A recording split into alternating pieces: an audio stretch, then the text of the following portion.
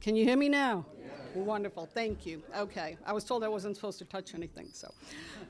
So again, I'll say good afternoon, and thank you for being here, because with the beautiful weather out there, there's lots of things you could be doing other than sitting here. But there are some important issues to be discussed, questions to be asked, and today we have the people here to give you those answers and listen to your concerns. So a primary goal of the Government Affairs Committee. My name is Susan Kirk. I'm chairman of the Government Affairs Committee. One of our primary goals is to act as a liaison and an advocate for the village, as an educator of elected officials and commissioners, as well as of villagers, and also to be a leader in community activism and get out the vote efforts. We are to serve as liaisons to relevant organizations, engaging with elected officials to bring Tellico Village issues to them and for their consideration. So it is with this in mind that we offer this to you today. So I would like to introduce the committee members that you have seen on the Government Affairs today. Steve Packwood, just wave your hand, Steve, so people can see you. Mike Lynch, he's going to be our critique, sitting, noticing everything we do absolutely correct. Our audience mic person is Scott. We have someone monitoring the chat line, Mike Paulson. Photos are being taken, Margaret Carroll. And our speakers table for water and glasses was Greg Reedy.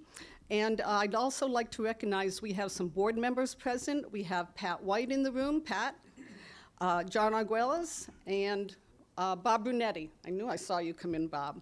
So I'd also like to recognize Kevin Critch and his team on audiovisual, the guru who is making all this available on video. So let me explain what we're going to do today and how it's going to work. Elected officials will be introduced. They'll have 3 or 4 minutes from the podium to give just some opening remarks about what's going on, state, county, sheriff's office, whatever. And we ask them to keep that to 3 or 4 minutes because we want plenty of times for Q&A afterwards. So once they are finished speaking, they will stay at the table and we'll have Q&A with the questions coming directly from the audience or the chat line. And so the last 10 minutes we'll have wrap up. After that, there'll be plenty of time for selfies with the elected officials. We wanted to make sure to leave that for you. They like posting those on their Facebook page as well.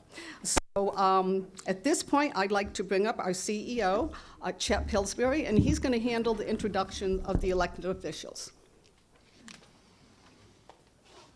Good evening. I know you're not used to seeing me up here, but anyway, I'm up. So the first person I'd like to introduce is Marcia Raper, and she is a Monroe County property assessor. She's the one who tells you what your taxes are going to be and how much your house is worth. So she has a relatively important job. Please welcome Marcia Raper.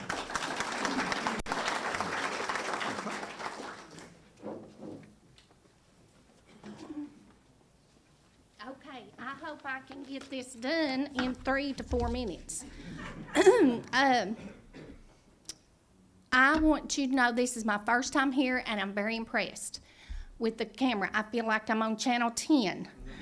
I have worked in the assessor's office for 33 years.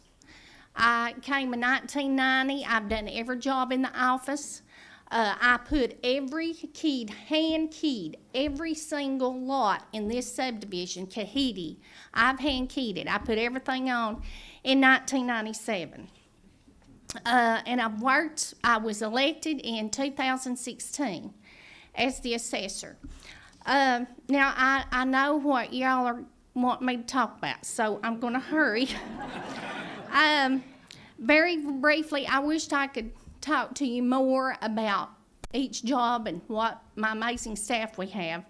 I just don't have the time. But I am mandated by the state of Tennessee. I have to go by the rules and regulations of the State Board of Equalization. And I have 2 people that go out in the car. I have one that picks new construction. Every day he's going out getting new construction, getting new buildings, getting Dollar Generals, getting any type of houses. So he's going out, and we get building permits. You may see him here. We get those from Monroe County the building permits, we get them from TRDA, and we also get them from Teleco Village. Then I have review. I have someone that does 25% of the county. We do it 4 years. So then in the 5th year, it's reappraisal. So every year we do 25% of the county. And it's all over. The maps are all over. So anyway, when it's reappraisal year, our last reappraisal was in 2018. So it comes like clockwork. The next one will be in 2028. And it's all based on sales. Now, I will tell you, in 2020, when we had COVID, it was bad. But we stayed open, and we worked, and we worked. Okay, we started seeing sales coming in. 21, we started seeing big sales. I would tell my employees, look at this. Can you believe this? They were huge. Okay, 21, 22, sales keep on coming. People's keeping on coming here. Come on, they're coming in covered wagons. Okay, they're coming here. And what they're coming for, they're coming not only to Monroe County, but they're coming from to other counties as well. McMinn County, Blount County, Greene County, Polk, we all had reappraisals. Every one of us. And we're all the bad guys. I mean, I'm sorry, but it's based on sales, and these sales were the biggest that I've ever seen. I've been through 7 reappraisals, and I've never seen one with values going this high, but they were. But the good thing about it, the tax rate. Now, some people were scared. They say, if my taxes is $400, they're going to be $800. No, that's not the case. It's not doubling. Now, I might say if you've built something on there, or, that could be it. But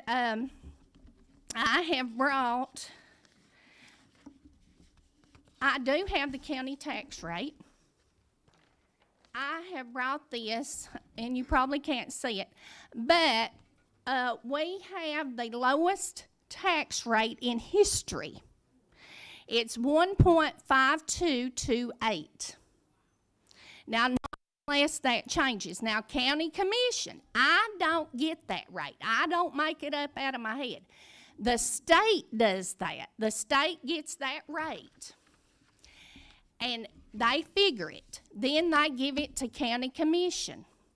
County commission, I give it to them, and they have to vote on it, whether to raise it. They can raise it a penny or two, whatever they want to do, to balance the budget. Okay, and here is an example. If you wanted to figure yours, you take your appraisal.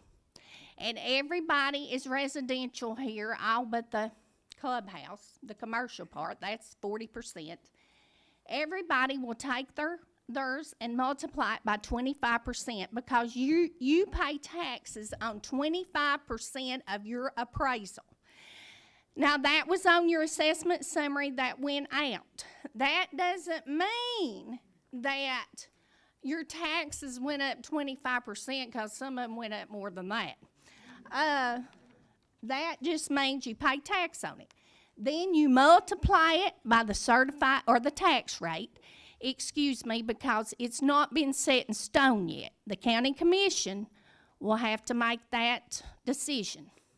So you multiply the tax rate and you will get your taxes. I made an example. If your house is worth $700,000, you multiply it by 25, that's $175. Times the tax rate, your taxes will be $2,665. Now, that's just an example, and again, that rate is not set in stone. Do you have any questions? It should be around Mitch, the end of June. We're going to time you out, and we'll get questions back to this. Okay, okay, We're going to give you time. okay. I don't give my closing right now. You what? I don't give my closing statement. No, now. no, no, no. Okay. I hadn't done this There's more before, time so than I you don't know thought. what I'm doing. You're fine. You're fine. Yeah, so if you didn't catch the moral of all that, don't kill the messenger. And that's what she is, the messenger. She's the one who just has to facilitate. Next on our list, we have Sheriff Tommy Jones to talk to us about the county and the area, and also a resident, as I understand it, of Kahiti. Welcome, sir.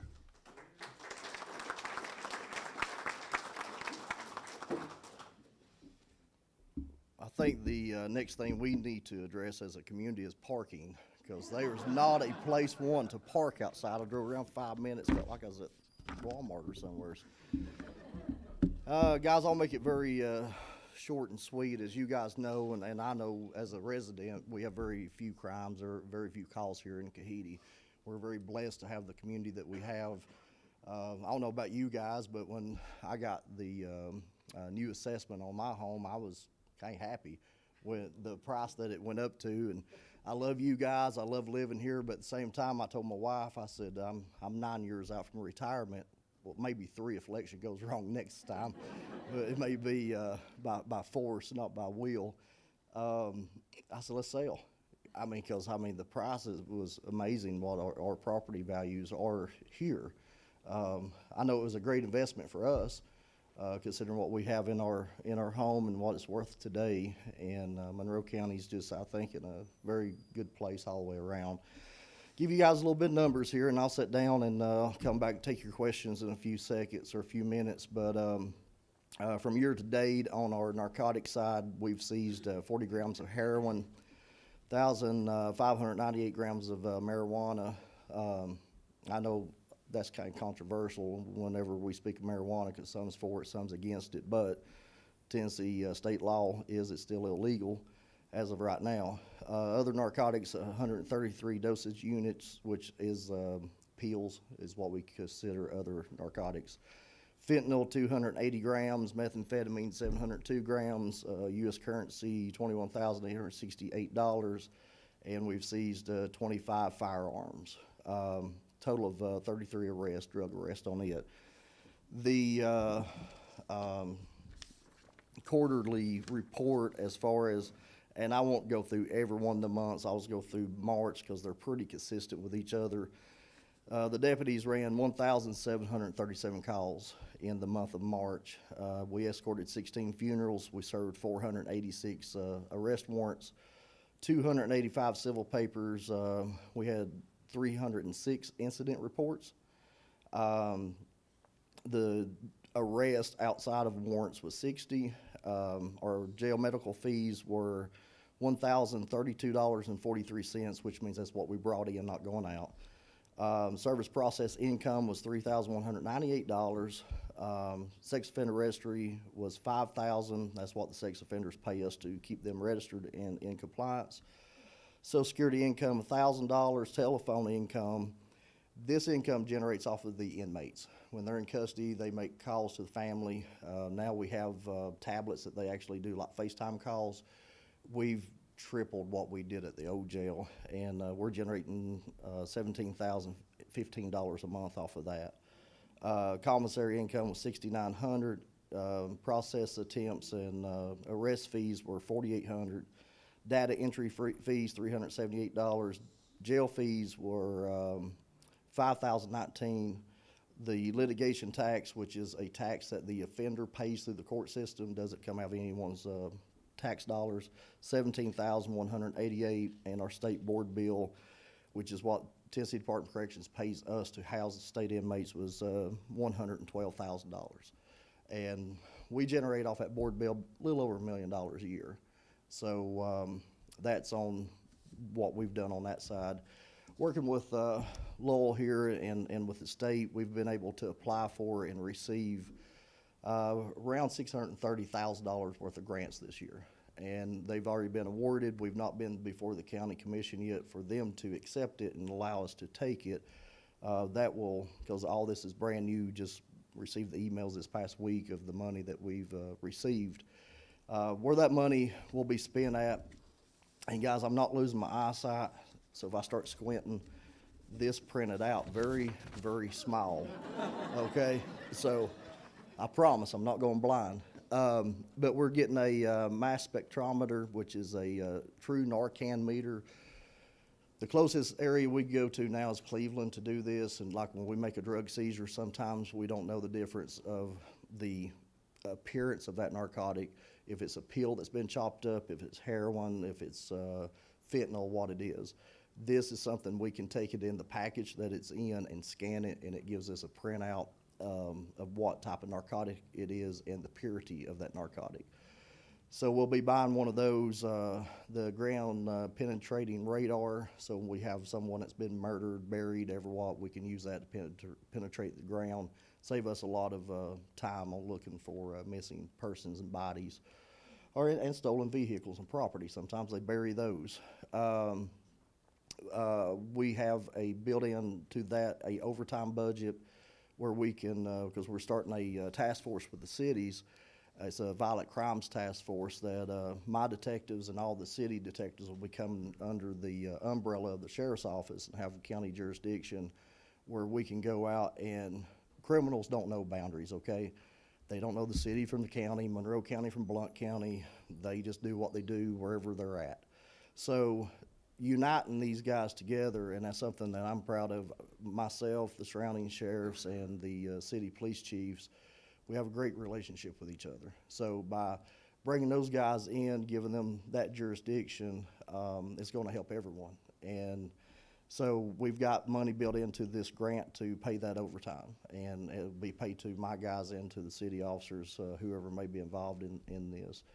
And their scope will be towards violent crimes. And we do have quite a few of those, and that was another reason we was having a shooting call as I was walking in, so I was listening to it for a minute before I came into the building.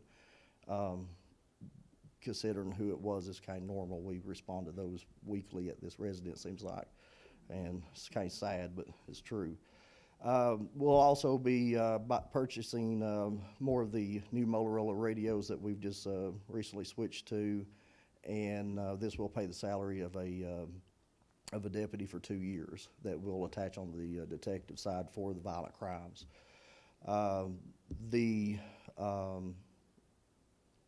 A ballistic shield, and something that we made sure put into was because, as you guys know, we have SROs in all the schools. We want to make sure that their weapons are secure. Now, they do carry their pistols on their side, but at the same time, they do have long guns, depending on the situation of what type of weapon they have to use. We don't want those to be easily assessed by the offender, by a student, or by staff, faculty. So this will cover to put safes in their offices so that they can secure these weapons and they'll be safe and not locked up outside in the cars. So it's been great to receive this money. Like I said, it's been a lot of help on Lowell's side and his office, and that we've got this. Those are things we intend on doing, depending on the approval of the county commission. I've never really seen them say no to free money. If they do, then that's on them, not us. So I'm pretty sure we'll get to accept this money. Guys, I do appreciate you, and we'll be back shortly to answer any questions you guys may have. Thank you.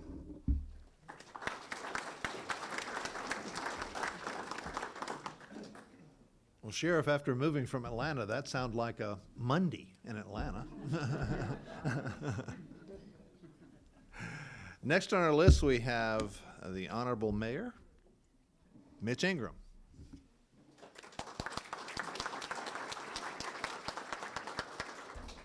Good afternoon. I was kind of like the sheriff when we pulled up. I thought, man, are all these people coming to watch this event?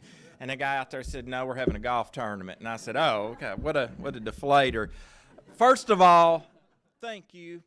Thank you, Village. Thank you, Governmental Affairs Committee, for having these venues and these events to allow us to come and discuss topics and issues, good and bad. I don't think that there's any of us up here that's ever ran away from discussing issues. And I tell you, I'm very humbled and fortunate to work with some of the most blessed elected officials there are. I mean, Lowell, the sheriff, Marcia, the rest of the staff that's not here. My 15 department heads are the greatest in the country, and I'm sure Tommy feels that way about his staff. Marcia feels that way about her staff, and so on. So just a real quick, I would probably have like 3 Mondays to give you in 3 minutes, but we'll give you the 30,000 foot version.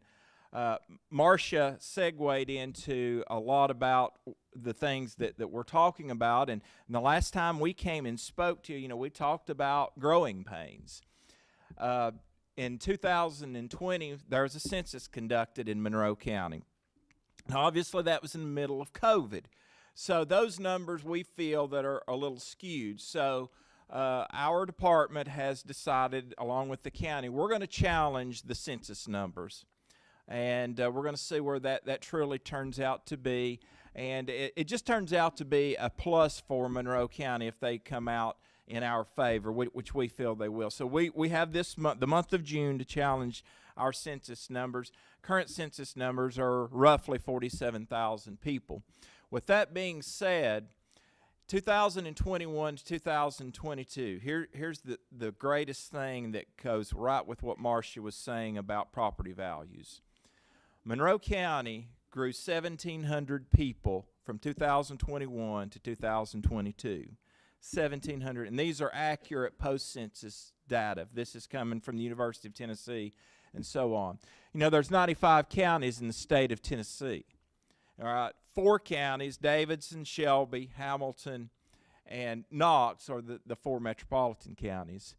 Monroe County was number 10 in the fastest growing counties in the state of Tennessee. So Wilson County was in that top list, and so on and so forth. So Monroe County is growing. Monroe County is not a secret anymore. And, we saw this coming. So we saw these growing pains and all this. But to bring you up to date real quick on some things, I tell you, we have got so many great things going in Monroe County right now. We were very fortunate, and many people in this room attended the groundbreaking to the new Friends of Animals animal shelter. I mean, a great addition to this county. We've got waterline projects all over this county right now. We've got it in this district, in Von Orr, in the Howard's Chapel area. We're getting ready to start in the Sweetwater area. Then we're going to go to Gudger. Then we're going to go to Tellico, and so on and so forth. The convenience center that is here in Von Orr will be moving kind of a combination from the transfer station to a solid waste receiving facility in Niles Ferry Industrial Park. The excavation is being done. It's gone out for bids, so we're waiting on the subcontractors and the materials to come in for those. So you've got those projects. We've got radio towers going up in Sweetwater and at Ball Play right now. And so we've got a tremendous amount that's going on in our county. And I could give you just the day-to-day stats, like how many cars is coming through our convenience center, how many tons of garbage, how many tourists that we're seeing on a weekend that are a good thing. It's kind of like, how many folks are grandparents in here? All right, a grandparent, you like to spoil your grandchildren and send them home, right? That's what we like to do with tourists. We like to take their money and send them home, okay? So, but we're seeing that influx of tourism. Obviously, that brings some congestion. Ball River Bridge, which is one of our great tourist attractions in the county, that bridge will be closed for construction August 15th. So, and for folks like myself and the sheriff with law enforcement, that creates logistical issues with parts of that road above the falls. So getting law enforcement to places like Green Cove and up towards the state line and those sort of things. It's a great time to be in Monroe County. I've said it for a long time. We're not a secret anymore. There's a reason that 1,700 people from other states, Lowell and other counties, have moved to Monroe County. We've got some special people like yourself that represent us each and every day. And, I'm just so humbled and blessed to be a part of it and work with a great team. So we'll be glad to take any questions. And I am just glad Lowell and I were talking. I just hope and pray that Marcia does not give us a quiz over all this math, because it's making my head spin. But no, thank you for having us as always. Thank you, Chet. Thank you, Mary. Mayor, I appreciate it. The next gentleman is the state representative for us here in District 21. He has had a very busy year this year at the state level. And last but not least, I would like to introduce for you my friend, Lowell Russell, our state representative. Thank you, Chet. It's truly an honor to be here with each of you today and to be allowed to represent you. I appreciate that opportunity. And as we go into the Memorial Day weekend, let me just say if there's any Gold Star families out here that we will keep you in our prayers and we stand behind you. To the Government Affairs Committee, thank you for what you do. I get emails from the Government Affairs Committee quite a bit, and what's important to you is important to me. I mentioned the red light down here at Niles Ferry and 411 often because I live about a mile from here and travel that road every single day. In fact, I was so excited that you was invited the property assessors over today because I just live, like I said, a mile back here. And Marcia, while I was late coming over here, I put an old wash machine out in my front yard and put my truck on blocks so you can come down there and lower my value. So make sure you go by the house. So let me just say this. The Kahidi community and Tellico Village community as a whole, you all give so much back to Monroe County and Loudoun County, the 21st District, and I can't sit here and thank you enough for what you do, whether it's for the Hugs for Soldiers like Kathy Orcutt does, or the animal shelter, or feeding the kids over at Sticky Elementary School. There's no way I can sit here and thank you for what you do, so thank you all. My background, I was a Tennessee State Trooper. Unfortunately, I was hit by a tractor trailer in 2012. Ended up looking for a new way to serve because I went in and to the doctor, and he says, well, we fused you all up your spine. You can't be a trooper anymore. The left side of your vocal cords are still partially paralyzed. And so I just started looking for a new way to serve, and luckily this is it. And like I said earlier, I appreciate you giving me this opportunity. Since this is the state of Monroe, I thought I'd better come to it, and we're going to do the state of the state on June the 22nd, so I don't want to mess that up and sit here and give you that. Things we're doing, but I don't want to mess up on what we're going to tell you on June the 22nd. I'll be here, of course, for any questions on behalf of what's going on in the state. But Tennessee is thriving right now. We're one of the lowest tax states in the nation, lowest debt per capita, a balanced $56 billion budget while maintaining a AAA bond rating. You compare that to what's going on in Washington, D.C., where they don't know what a balanced budget is. In the last couple of years, we've seen record high inflations and 40-year high inflations, record high gas prices, and crime is running rampant across our country. And that's the difference between what's going on in Tennessee and Washington, D.C. So I'll sit down, I'll take questions, but I just want to say thank you for what you do. Thank you for allowing me to serve.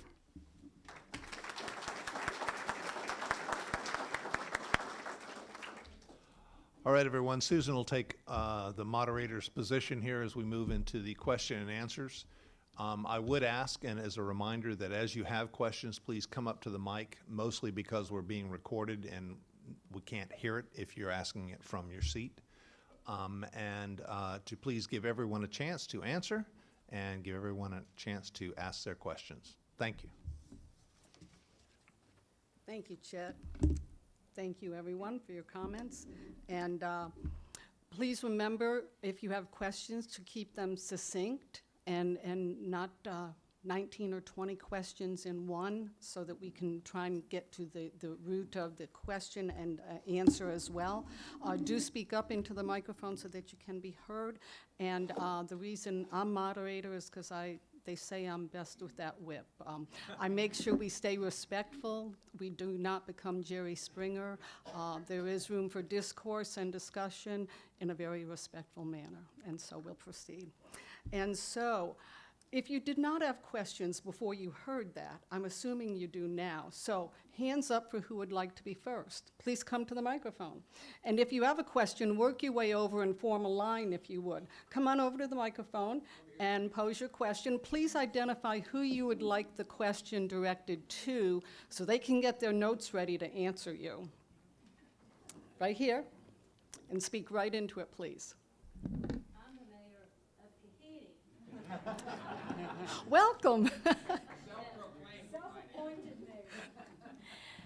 We want to know about the red light at Niles Ferry and 411.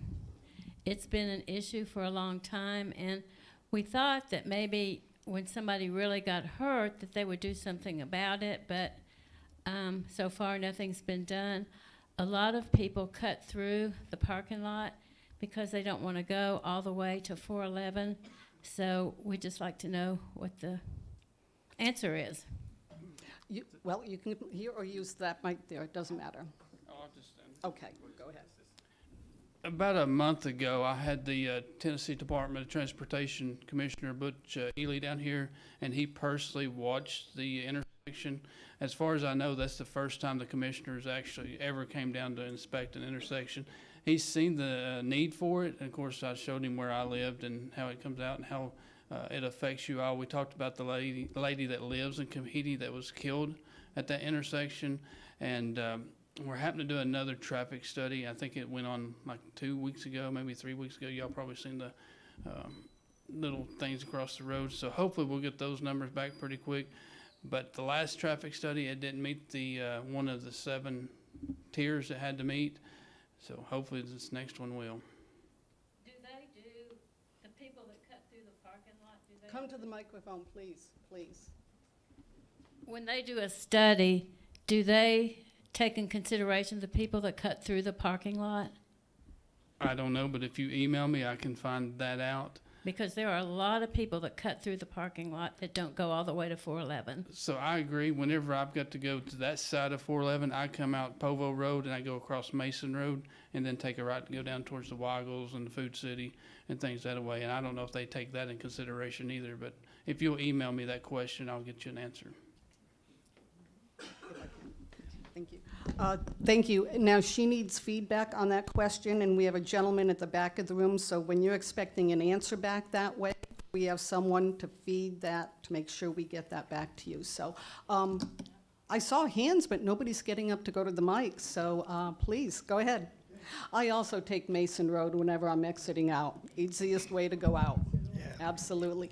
Your name first, and then who you'd like to ask the question. Yes, my name's Robert Jones. Actually, I'm from the subdivision on the other side of the river over there, Thunder Point. But this is something that came up about a year ago that is affecting all of our communities on this area here. And that there was some clear cutting done on the property that's going to be used for the recreational vehicle park. When that clear cutting occurred, it allowed the lights from the FLEC, the Fort Loudon Electrical Cooperative, which are very bright, very strong. It allowed them to flood everything going upriver on the Tellico River. I have done some studies. It's over 500 acres are affected by these lights. Several of us who live here have to stare at them at night, and we see shadows on our walls. I live two miles as a crow flies from that lot, and it's like having about 6 semi-trucks light shining right in your face. And so your question my is to question who? is Is what question and to who? okay, I think the mayor and also representatives, if they don't mind, at least giving me some information here.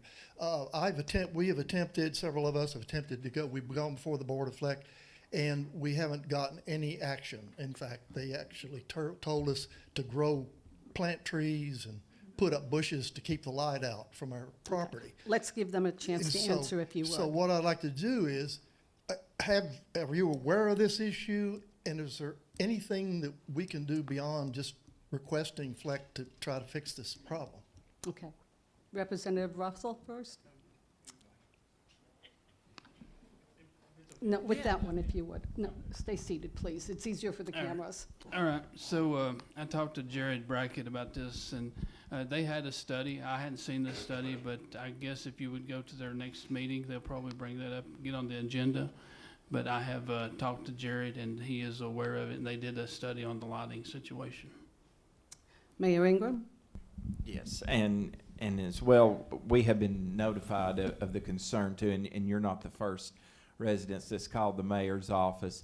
I do know that the board of directors is aware at FLEC of the situation, and the concerns that you have are valid. Obviously, when those trees were cut and that understory was cut, it created much wide open space, and I think the number you quoted was 500 acres.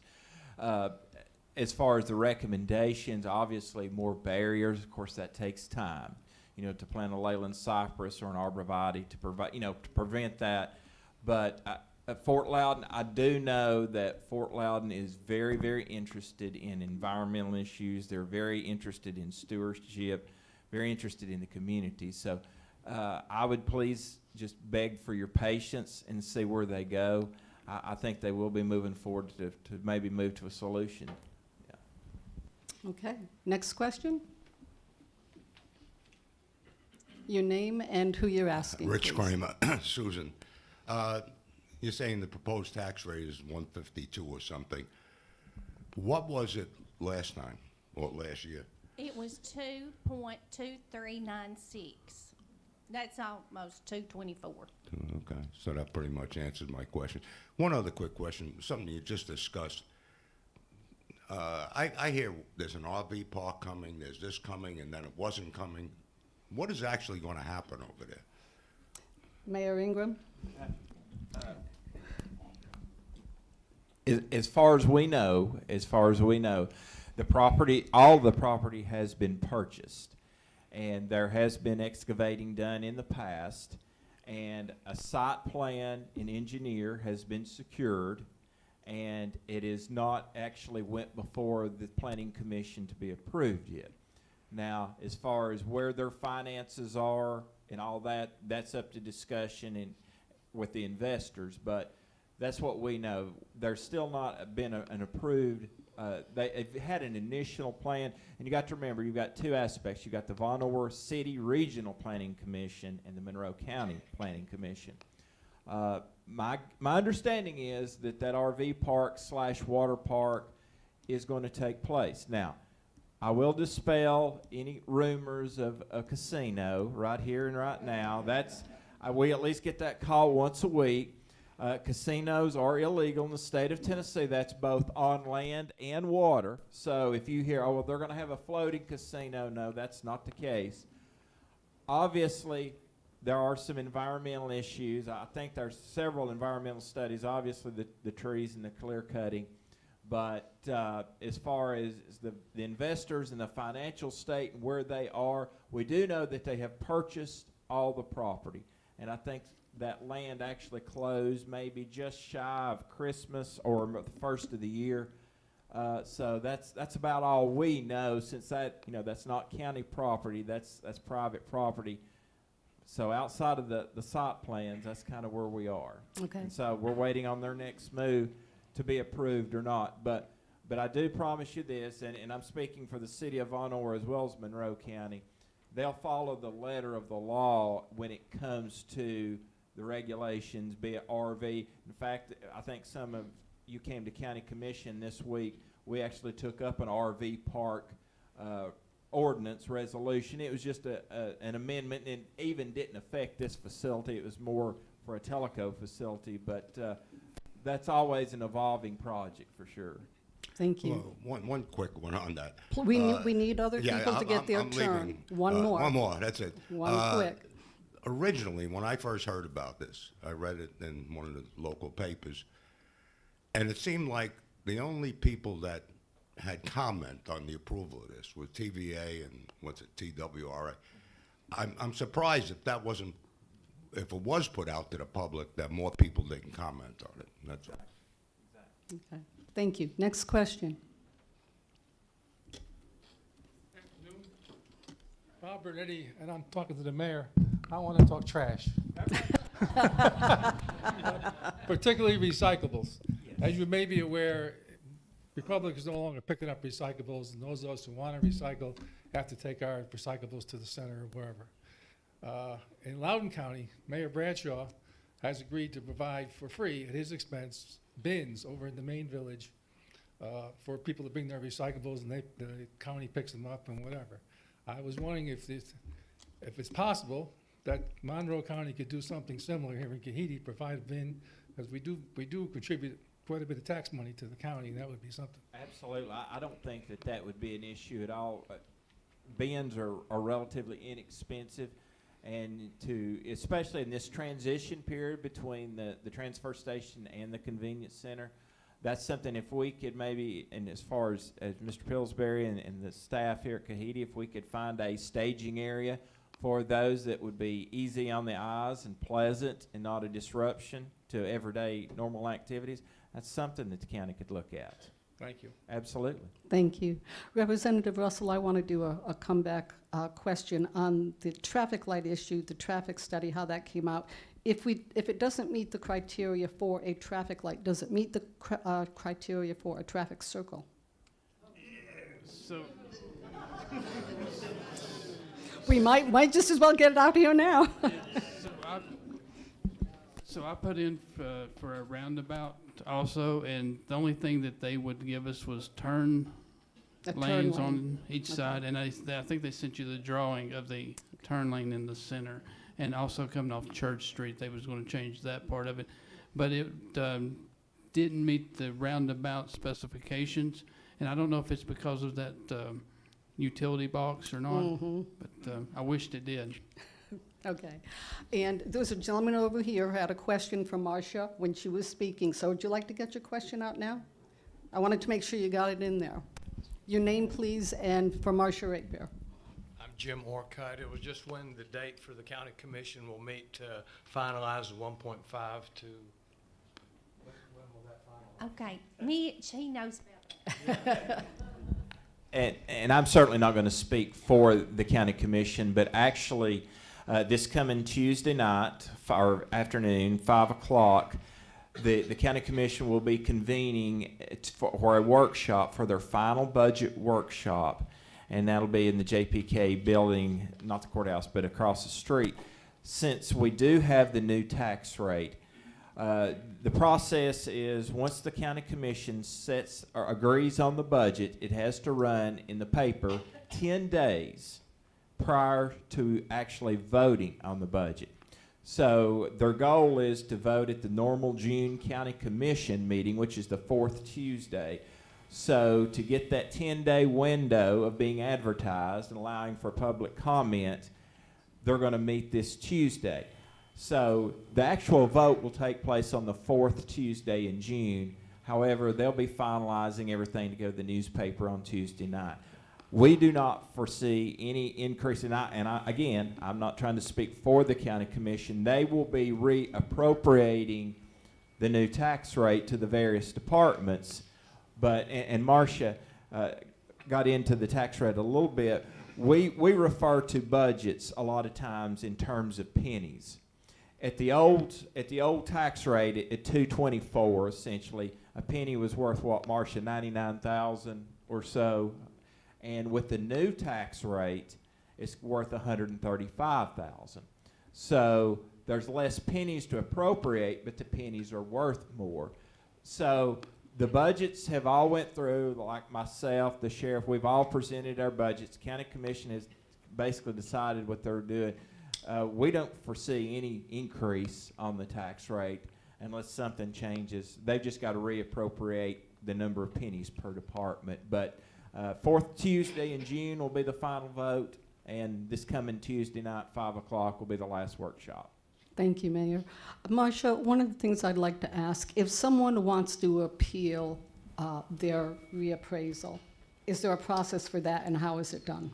Yes, actually, Can you hear her? am I too close?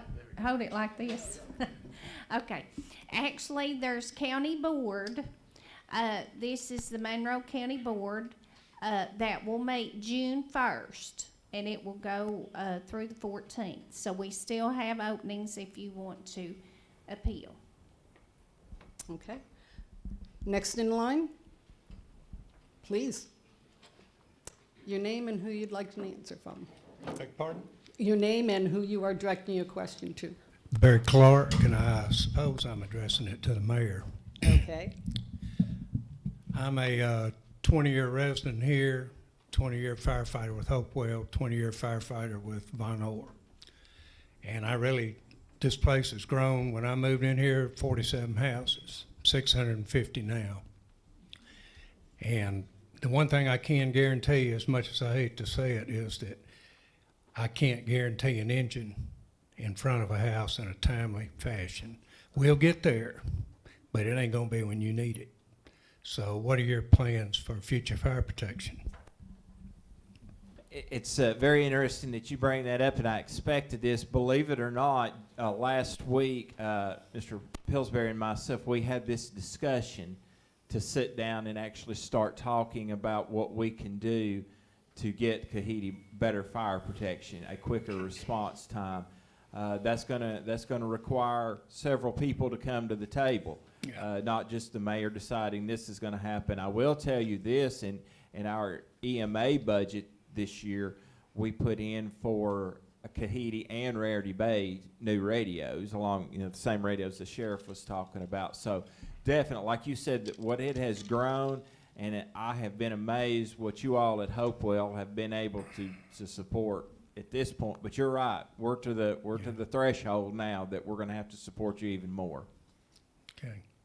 Absolutely, but it's on the radar. You got any kind of time frame on that? Well, I think we're going to get together pretty quick, and we're hoping. This is of the essence, definitely. Okay, we appreciate it. Oh, no doubt, no doubt. Next. Thank you. Remember your name. My name is Sue Thompson, and I have a question for Marcia.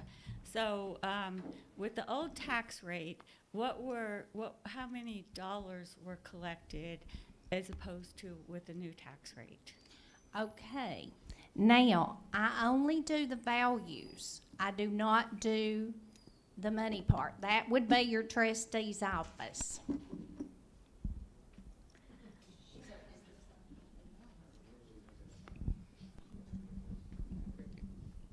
Okay, next.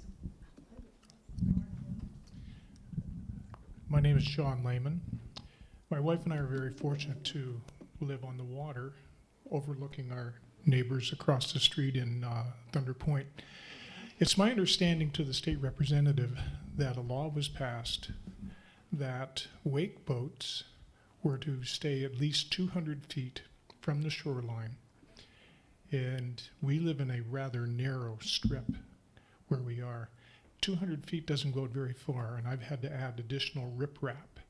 Is there anything that we as people who are fortunate enough to live on the water need to do or should do in order to help police ourselves from these wake boats that are eroding the shoreline? So that was passed last year, I believe, Yep. and if you call TWRA or if they don't respond, let me know and I'll get in touch with them, but TWRA will come out and patrol it for you. Okay, and Sheriff Tommy, you don't have anything to do with the waterway, do you?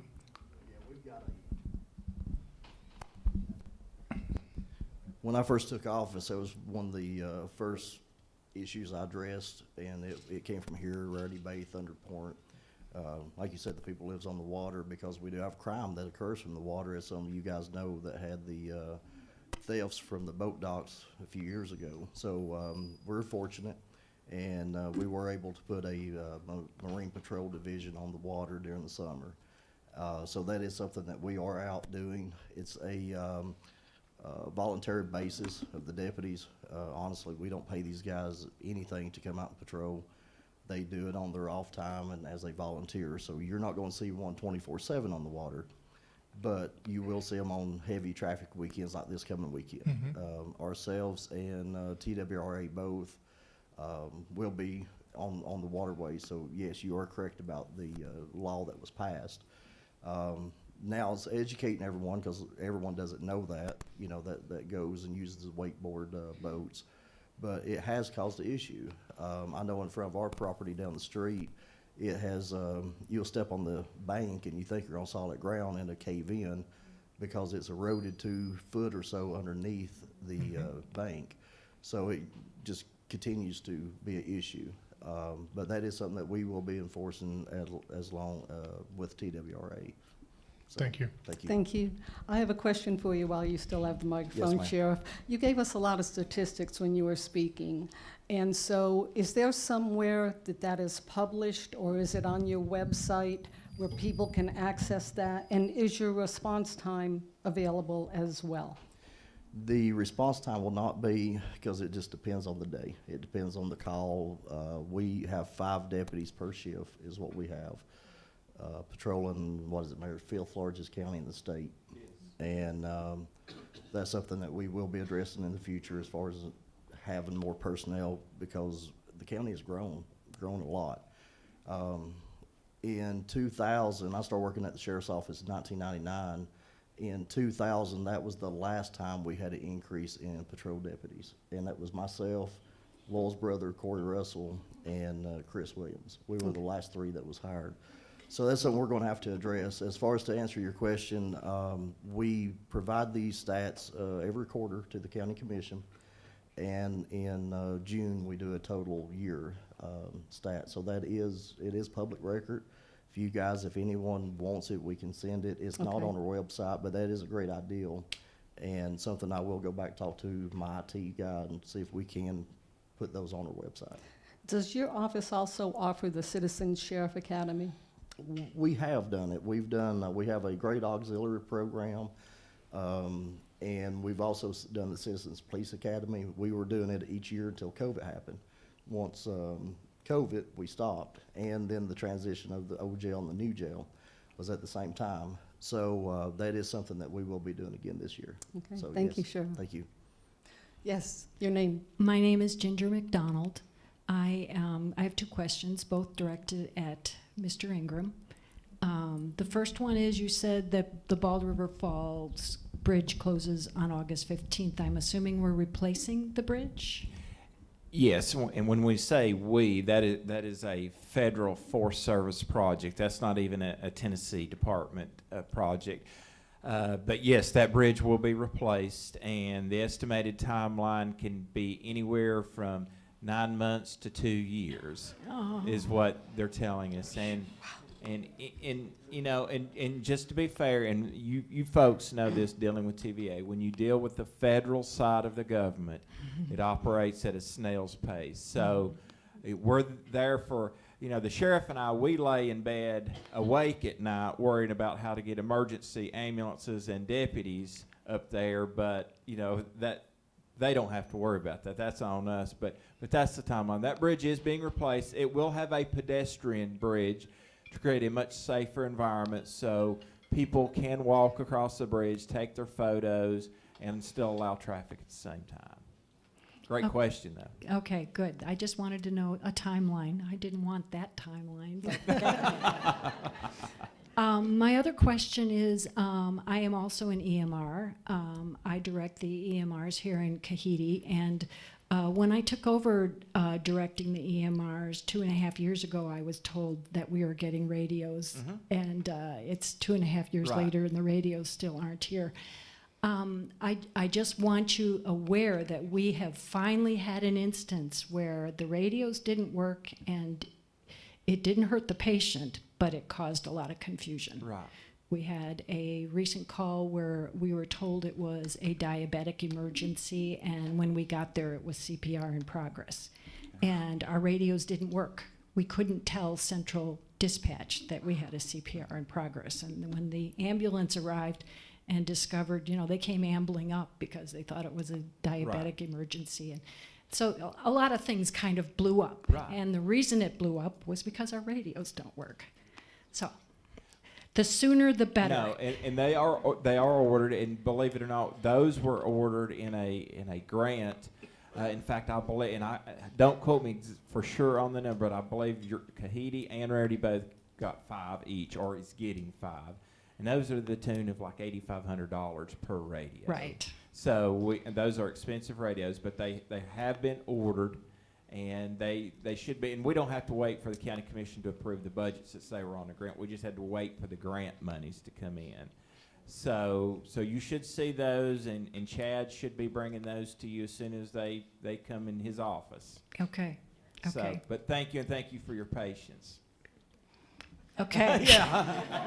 I know it's running out. I know it's running out. And thank you for your service for EMR. As Absolutely. long as you're on the hot seat, Mayor, keep that mic because I have a question for you.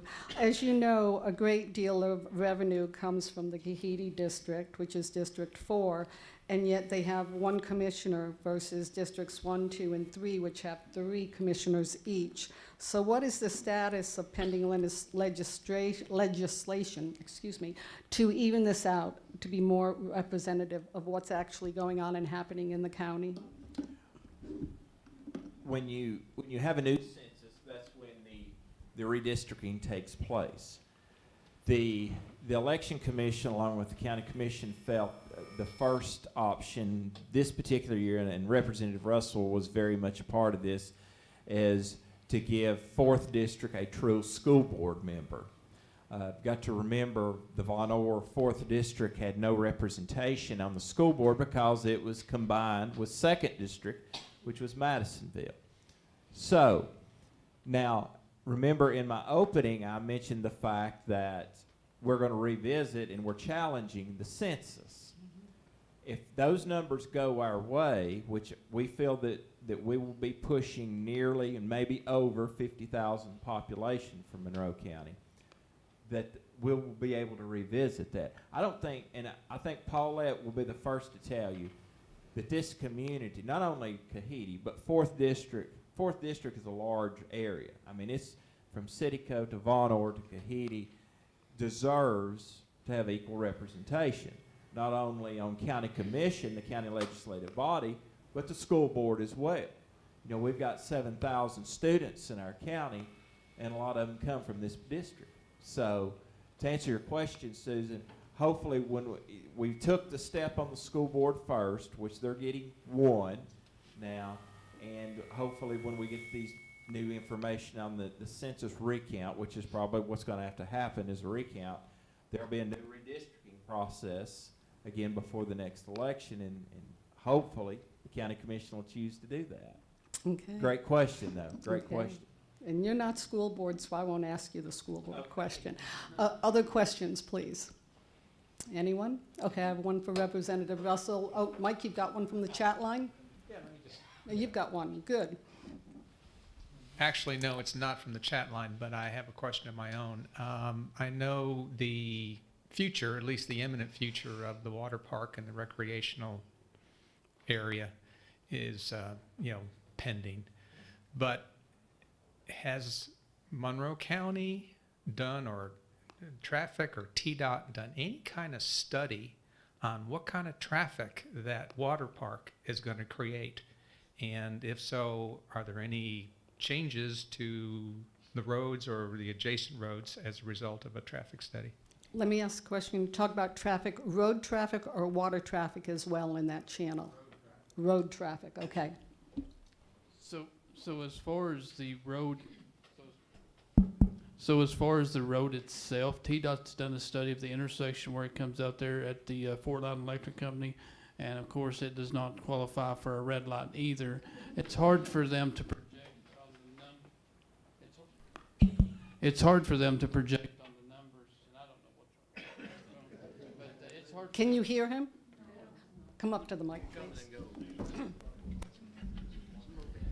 It's like government, it only works half the time too, but it's hard to project as far as the state goes what that's going to bring in the water park. Hopefully it's built tall enough to block your light down there for the lake, so we'll see how that goes. But ever since I could remember, I graduated Von Orr High School in 1994, and they was always talking about doing something at that area, but back then it was a casino, so I guess that's where the mayor was getting the casino from. It's just evolved over the years, and I have talked to several that has confirmed that most likely it's going to be that water park, and it's just a slow process. And I don't know that TRDA may have that, and you might want to check with them at their next meeting to see if they've done sort of study or talk to that business to see if they might have presented something, and the mayor may know also. I don't know. But TDOT has. Before we sit down, we'll share this mic, because here's the question I have for you. Governor Lee is under a lot of pressure to not have the special session in August regarding the red flag laws for firearms. And what is your stand on this red flag issue? So I'm not for a red flag law, but if he calls a special session, you all pay me to be there, and I'll be there, and I'll do my job. I'm not going to vote for a red flag law. I think there's probably three things that's going to happen if you're talking about any kind of mass shooting event. First and foremost, we're going to have to realize that it's going to have to be handled at a federal level, because people can 3D print any kind of weapon off the internet. They could drive across state lines pretty easily, where little state laws are different. The second thing, I think that we're going to have to remember what Senator Howard Baker said, that the other person may be right. So we're going to have to work together on some sort of common sense solution if that's the route that we're going to go down. And the third thing that we're just going to have to realize is neither party's been real impressive in addressing the issue. I mean, the Republicans will say it's mental health, but we really don't do much about it.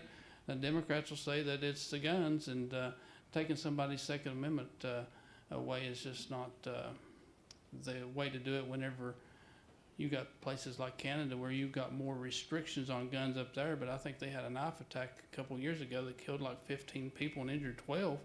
So it don't make any sense if we don't address the problem. So I know this is probably going into more than what you wanted, but I truly believe that whenever you ask an elected official and they tell you mental health, you probably want to ask them what they've done to address it. And personally, what I've done is I presented a bill this past session that failed in the Senate committee, and what it would do is make the reporting on bullying a lot easier for school resource officers. Because one thing that the shooter has in common is the fact that most of them was bullied in school.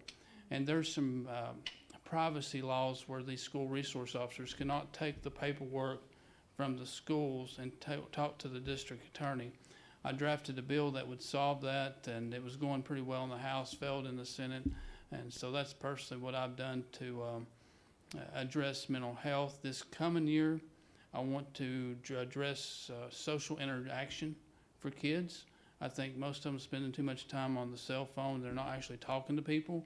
They'll play those video games. And I think if we have like a mandatory 4 hours, maybe per week or per month, that the school system has to say, all right, y'all are going to have to sit down, talk to each other, and we're going to have board games, or I don't know, some sort of way that they can communicate that's non-sports related, because you get into the sports, they're not really sitting down talking to each other. And I think that's another mental health issue that we can look at for our children. But it starts in their K through 12 education, and that's my 2 cents in it.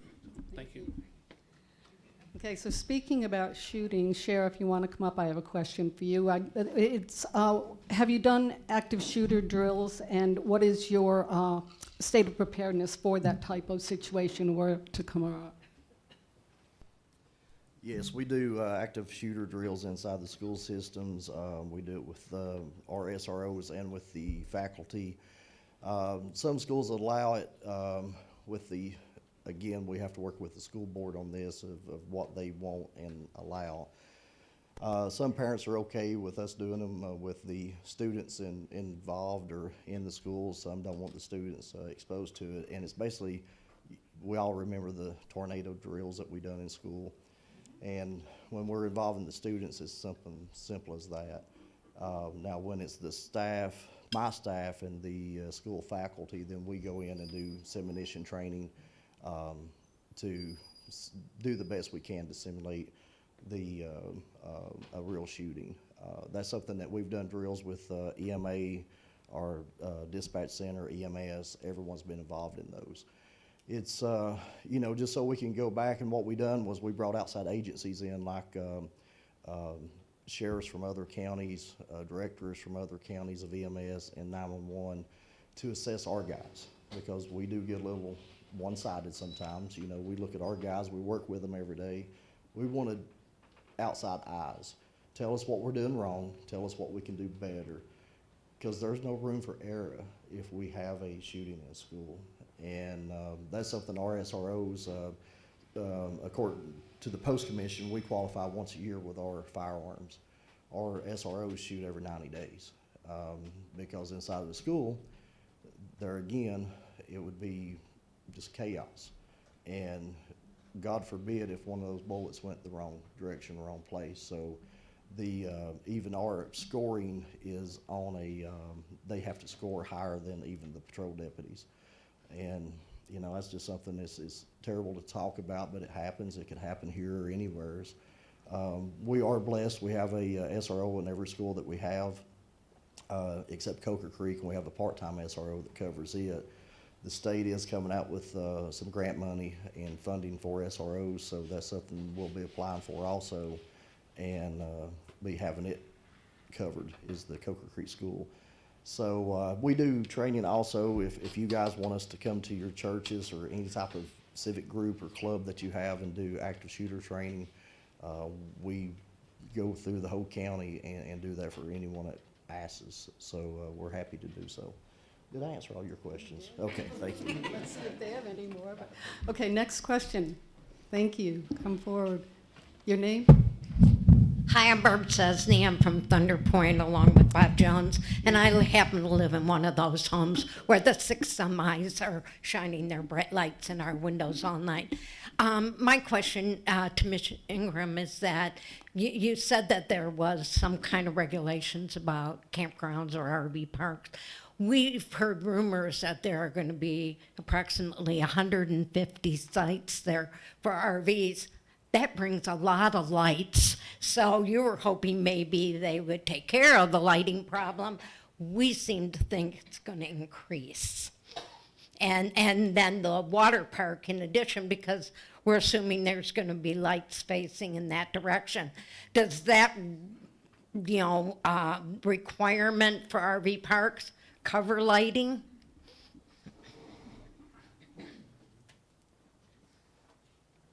Without having every word of the RV ordinance in front of me, I'm not sure what it says on lighting in particular. Most of the RV park ordinances deal with sanitation, it deals with distances, it deals with fire safety, but that is something to consider. Now, one thing and I would strongly recommend all of you that's interested in that community that you may want to visit the Planning Commission meetings, because those are where those regulations are changed, amended, approved. County Commission just approves the final product, but obviously it starts at the Planning Commission level. So I would start with going to the Von Orr Planning Commission first, and then the Monroe County Planning Commission. Okay, because along with that rumor, we heard that Fleck would be putting the lights in there, and they would be using the same lights that currently shine in our windows to light up the RV park. So, but I do appreciate, and we will be sure to get involved in those. Absolutely. And I can't answer the number of spots that they've requested or anything like that, but certainly feel free to visit the Planning Commission. Okay, thank you. Absolutely. Thank you. I would echo his comments about the Planning Commission. I have served on a Planning Commission board, and attendance and comments make a great deal of difference. So I would strongly encourage you to go. The feedback they get there is extremely important. Yes, ma'am. My name is Laura Sell, and this question is for Representative Russell. I'm really glad that the state has balanced budgets and we're being so successful in many places, but one of the areas where we're not very successful is we're among one of the worst states in terms of health care, and many hospitals have gone under. I know there's been a lot of issues with Blunt Memorial, which is a hospital that serves many of us, and I just wonder if there's any potential momentum for improving healthcare here by trying to get some of the federal funds that are available? Absolutely. Tennessee General Assembly entered into a block grant program a year or so ago, which has brought in some additional money that we can reinvest. Back in 2003, I believe it was, when Governor Bredesen came in, the state was on the verge of income tax, and Governor Bredesen had a background in healthcare, so he revamped TennCare, and I think 180,000 people unfortunately had to come off of it, but most of those was living in a different state, he found, which was sort of surprising that we had almost 200,000 people on TennCare, and it was breaking the budget of Tennessee. In fact, TennCare now is still one of the 5 top costly items for the state. So We are working on it. Like I said, the block grant program is probably the biggest thing we have done so far. And we've also added dental insurance under 10 care this past year. So slowly, but we're trying to make sure we don't break the budget in doing it. Any other questions? Going once, going twice? Let me see what I have here. Go ahead, please. Okay, I had a question about the recycling issue. I know trash pickup does not pick up our recycling anymore. I was just over at the transfer station, and they have bins or dumpster kind of things for recycling. So I wonder what happens to those recyclables once they get in that bin. Do they actually recycle? Because I've heard both sides. They do or they don't. I can't answer that. It depends on the product. Right now, unfortunately, glass is not the product that's being recycled. Newspaper, plastics, aluminum are being recycled. So they're being segregated and taken to the proper facility. But unfortunately, glass ends back up in the landfill. Unless you go to Madison. That's exactly right. Okay. If there are no other questions, Mike, you have a question. I don't know if anybody is able to answer this question, but it came from the chat. What are the qualifications for a traffic light?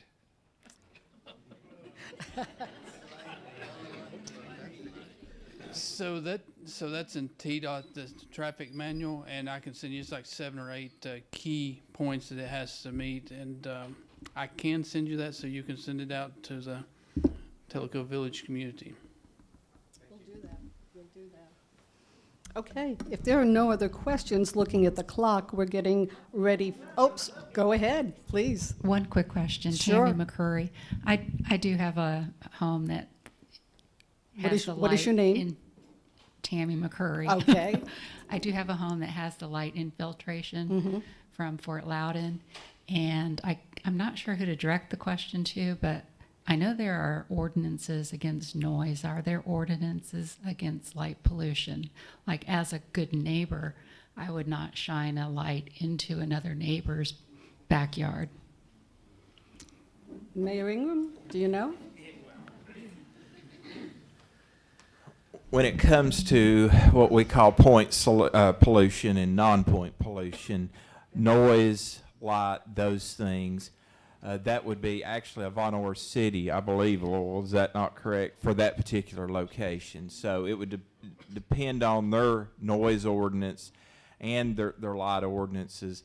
And, you know, and I'm going to take up for the sheriff department and the police department, also those have to be enforced. And, you know, when the sheriff department is out there working shootings and murder cases and things like that and defending our children in school, sometimes those may not be the top priority on the list, but certainly please check with the city of Von Orr to confirm what those ordinances are, both noise and light infiltration. So may get some great data and stats there. Anyone else? Yes, thank you. My name is Terry Maltz, and my question is, with so many homes that we have in Kahiti, we have one way in and one way out, and I'm wondering if we should ever be concerned if we needed to evacuate. I don't know what circumstance that might be, but it's a lot of houses and people to get out of there if we needed to be. It's good for security, though. What's the evacuation plan? Any idea? Does the sheriff know that? Oh, good, good. There you go. I'll answer the question best I can. I'll answer the best I can. No, I do not know the evacuation plan, and I think it's something that we need to address as a community of what we feel like is the safest routes in and out. I know we got one, but once we hit Niles Ferry, we can go towards Massville or Vaughn or up across Mountain View. So that's something that, and I know we have a lot of committees, a lot of people, and like Lowell was saying earlier, I mean, you guys do so much for this county. in every area.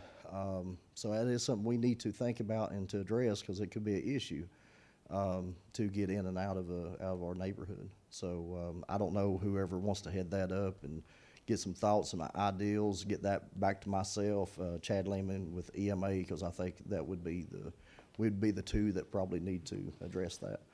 And we'll be happy to, once you get a committee together, sit down with you guys and come up with a plan. So, thank you. You have a question, don't go away. No questions. I just wanted to comment on the fact that one of the challenges that we have is the way out. Yes. And I have to have TDOT's permission. I have to have the property. I have to have access to the property. Somebody jokingly said in the background over here, that probably nobody heard, take your boat, take your boat. Yeah. But I actually thought the same thing. Yes. yeah, see, it's not that silly. I know. So to the point of this, though, we are limited. It doesn't matter what Yes. anybody wants to say. I agree completely. Having one way in and one way out is a bottleneck that will never go away. Yes. And then that one way out goes to a T-bone. Yes. And so that presents an altogether another problem in and of itself. I had the privilege of managing property on a little island on the coast of Florida called Sanibel. Sanibel was 16 miles long and has one bridge. Yes. And it has twice the number of people living on those two islands, Captiva and Sanibel, than we have both in Tellico Village proper and Kahiti. And so they had that same question, and entertainingly enough, the answer was, take your boat, in our community. So where I'm going with all this is I think it is important that we begin to develop a strategy of, if we had an emergency, and again, I don't know what that would be. With Sanibel and all that, of course, it was hurricanes and evacuating people. I don't know that there would ever be a time where we need to do that, but I think it's fair to say we need to develop some kind of strategy of, you live on this street, you go this way. You live on this street, you come out of the property this way. Something of that nature, to where we can define how people are going to hit that one way out. And I agree, and it's two-sided. We are, on the law enforcement stance, having one way in is a good thing, because we know who comes in and out of this community. And with the security systems and the cameras and things that are in place, it helps protect us as homeowners. And on the law enforcement side, it helps us when we start investigating crimes. It makes it a lot easier for us. But now, the waterway was another issue, because use your boat. Well, criminals figured that out too. So they started using their boat and coming in, committing crimes. So that's where our Marine Patrol came from. And it has, I think, deterred some crime, and it has helped us solve some crimes. And outside of here, there's a lot of, in this area, there's a lot of homes on the water, up towards Cityco and different places, out Corntassel. And we've had issues for years of people going in by boat committing crimes. So yes, I agree. I think the biggest issue is we're not going to develop a new way out of here. I mean, there's no, I don't think it's even possible. No. But to sit down and say the traffic flow, if you live on Itawalk, Naduli, everywhere you live at, this is the way you're going to go out, because we're going to bottleneck at Niles Ferry. But getting everyone off the street, they live onto Kahiti Trail, that would be, I think, the goal, and to make that as smooth as possible. Yep. And thinking of this situations that we may need that. So we are blessed, we won't have to worry about hurricanes, but maybe a tornado or something such as that. Sure. I mean, we always say we don't have a problem until we have a problem. Oh, exactly. And that's the thing. And so I think it's wise of us to come up with a strategy, at least. Well, I grew up to be able to get out. Yes, I agree. I grew up in Vonore my entire life. Lowell's been here for many, many years. We've grew up together, and this has always been a great area. And I was looking prior to when I moved into Kahiti, the crime rate, then the first year I was in Kahiti, it like tripled because of all the boat dock. I was like, good Lord. Everybody thinks it's good the sheriff lives here. Well, look at the numbers, it's not. But, so you never know. You never know what's going to happen, but, we've been able to actually, was anyone here a victim of those boat docks? Have you received any restitution? I got a call the other day that surprised me, because normally no one gets restitution. So I'm glad you are getting that. That's great. So. I'm going to let you stay there. We're going to go into just 2 or 3 minute wrap-ups by each. We're going to end this, and they'll be yours to discuss with, take your photo ops with, and so on. But, so go ahead, use your two, and I am going to tap you out so we have time to get to the others. Go ahead. It will not take 3 minutes, I promise. Guys, I appreciate you. I appreciate you coming out, taking the time to do this. Like the mayor said earlier, it's important for us to have meetings like this because there's a lot of information that gets pushed out that's not true. There's a lot of things that you guys hear that's not true. This gives us opportunity to clarify that. There's a lot of questions, you know, the RV park, the water park, all of that. You know, on the street side, yes, that's Highway 411, that's Baltimore City. But when you hit the water, it's going to be us. So, you know, what are we going to face in the future?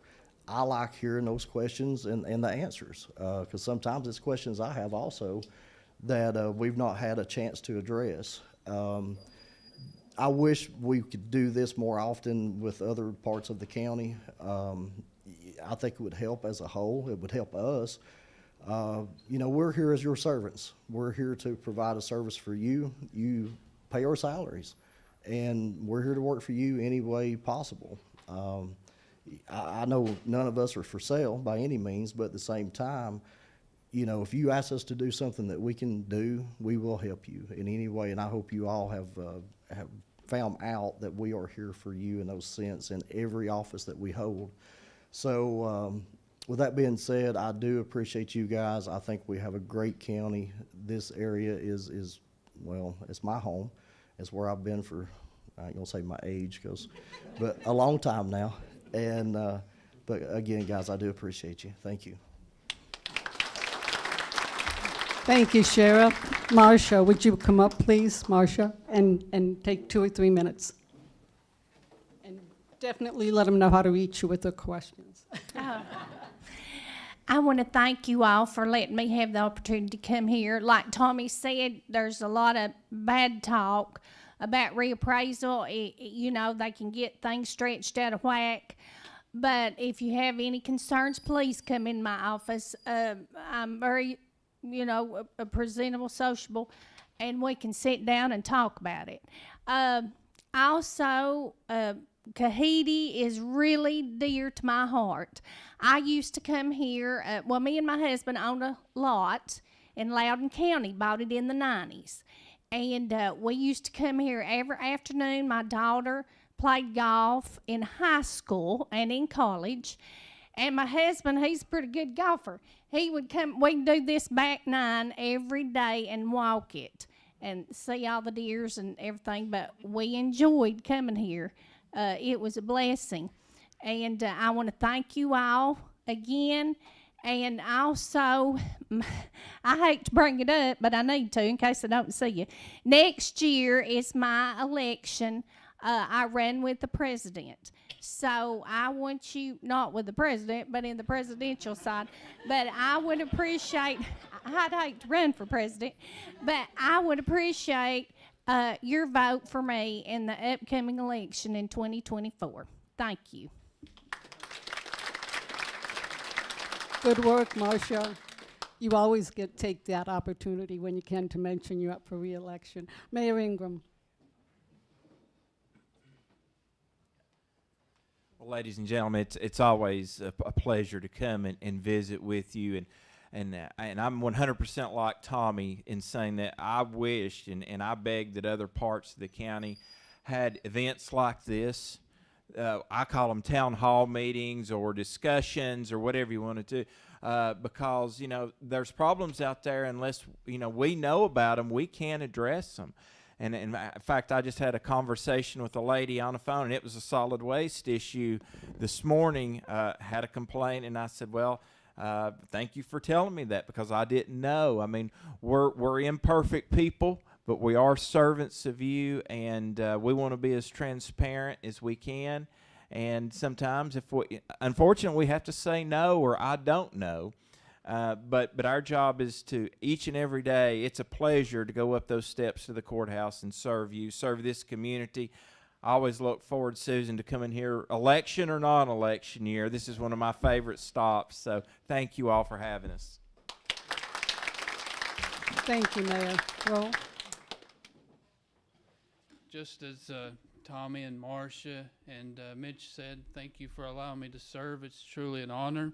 I will say that Paulette, your 4th District Commissioner, she does a wonderful job. She was instrumental in getting this 4th District School Board member. I was honored to carry that resolution to be able to do that, and hopefully we'll get you 2 county commissioners soon and go for that 2nd school board member also. I do want to follow up, since I really didn't have an update for you, since mine's not until June the 22nd, I do want to follow up on a couple things. The volunteer fire departments, we gave $10 million to volunteer fire departments across the state this year.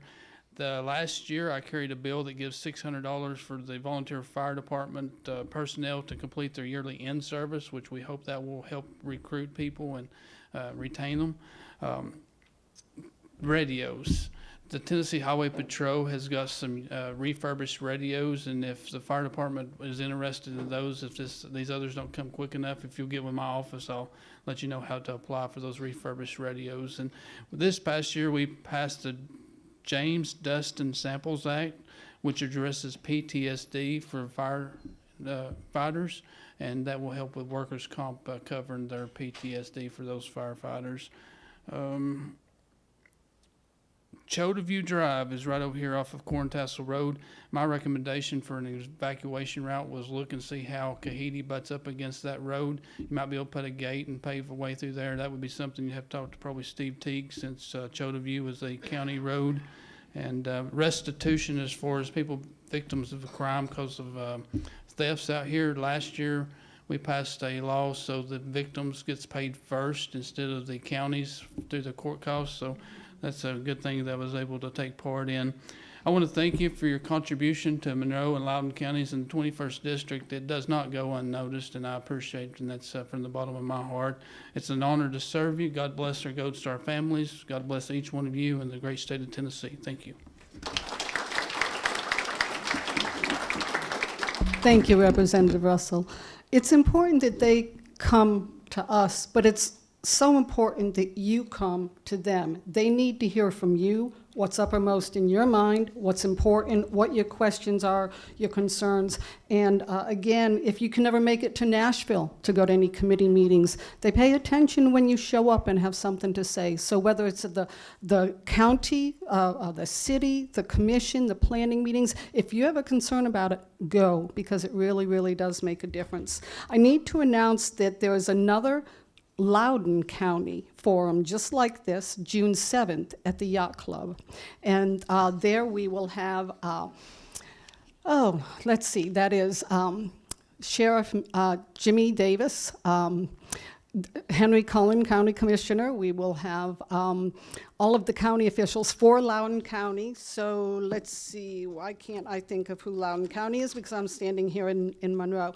So it's going to be on Senator Randy McNally, again, Representative Russell for the Loudoun area, Mayor Buddy Bradshaw, Jimmy Davis, Henry Cullen, our District 7 Commissioner, and we will also have a Tellico Village Fire Department chief there for questions. So that is June 7th, 4 to 6, the 5th floor at the Yacht Club. June 22nd, Senator Art Swan, and he is the new senator for this district since it's been redistricted, and Representative Russell will be back here, just the two of them, to go over anything state issue. And one of the things I hope you address, if you would please, sir, a lot of people, especially new to the area, are not aware of how a bill can go through this time and then be carried through to the next session. They don't understand that. And so if you can get to that in your remarks and explain that process. As long as you remind me. You know I will, okay. And so at this point, we're going to close the meeting. We need you, elected officials, please stay for the requisite photo ops. And at this point, we're off air. Thank you.